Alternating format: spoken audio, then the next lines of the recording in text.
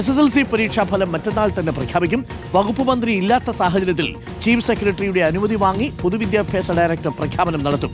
ഇന്ന് നടക്കുന്ന പരീക്ഷാ ബോർഡ് യോഗത്തിൽ ചർച്ച ചെയ്ത് തീരുമാനം അംഗീകരിക്കും. പുതിയ സർക്കാർ അധികാരമേൽക്കാത്തതാണ് ഫലപ്രഖ്യാപനത്തിലെ ആശയക്കുഴപ്പത്തിന് കാരണം. മൊത്തം സ്തംഭനമാണ്.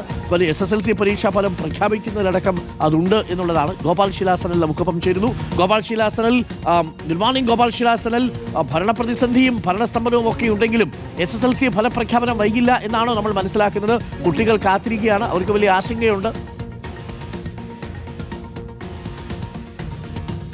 Good morning doctor Arun. കുട്ടികൾ ആശങ്കപ്പെടേണ്ട, രക്ഷിതാക്കൾ ആശങ്കപ്പെടേണ്ടതില്ല. 15-ാം തീയതി തന്നെ ഫലപ്രഖ്യാപനം ഉണ്ടാകും എന്ന തീരുമാനമാണ് ഇപ്പോൾ വിദ്യാഭ്യാസ വകുപ്പിന്റെ ഭാഗത്ത് നിന്ന് ഉണ്ടായിരിക്കുന്നത്. ആ പൊതുവിദ്യാഭ്യാസ ഡയറക്ടർ ഇതുമായി ബന്ധപ്പെട്ട അന്തിമ തീരുമാനത്തിലേക്ക് എത്തിയിരിക്കുന്നു. ചീഫ് സെക്രട്ടറിയുടെ അനുമതി വാങ്ങി 15-ാം തീയതി തന്നെ പൊതുവിദ്യാഭ്യാസ ഡയറക്ടർ ആയിരിക്കും ഈ ഫലപ്രഖ്യാപനം നടത്തുക. ഇത് സംബന്ധിച്ച തീരുമാനം, ധാരണ ഇന്നലെ ചേർന്ന ക്വാളിറ്റി ഇംപ്രൂവ്മെന്റ് പ്രോഗ്രാം യോഗത്തിൽ എടുത്തു കഴിഞ്ഞിരിക്കുകയാണ്. ഈ യോഗത്തിൽ പ്രധാനമായും അധ്യാപക സംഘടനകളടക്കം, അതായത് രാഷ്ട്രീയ ഭേദമന്യേ എല്ലാ അധ്യാപക സംഘടനകളും ഈ തീരുമാനത്തെ അംഗീകരിച്ചു.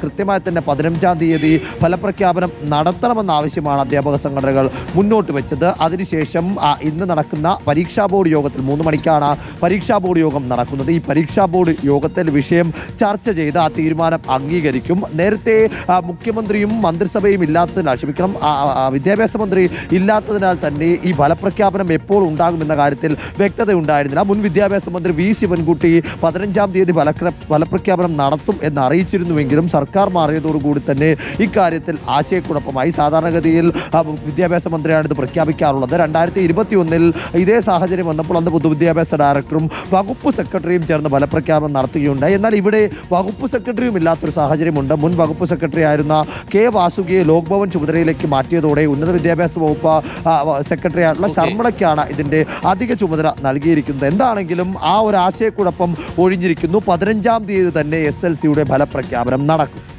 Okay, thank you. ഗോപാൽ ശിലാസനലാണ് വിവരം നൽകിയത്. അപ്പോൾ പ്രിയപ്പെട്ട വിദ്യാർത്ഥികളെ, രക്ഷിതാക്കളെ, വലിയ ആശങ്കയ്ക്ക് വകയില്ല. ഭരണസ്തംഭനമൊക്കെ സെക്രട്ടേറിയറ്റിൽ ഉണ്ടെങ്കിലും പരീക്ഷാഫല പ്രഖ്യാപനം ഉണ്ടാകും എന്നുള്ളതാണ്. അപ്പോൾ ആശങ്ക വേണ്ടതില്ല.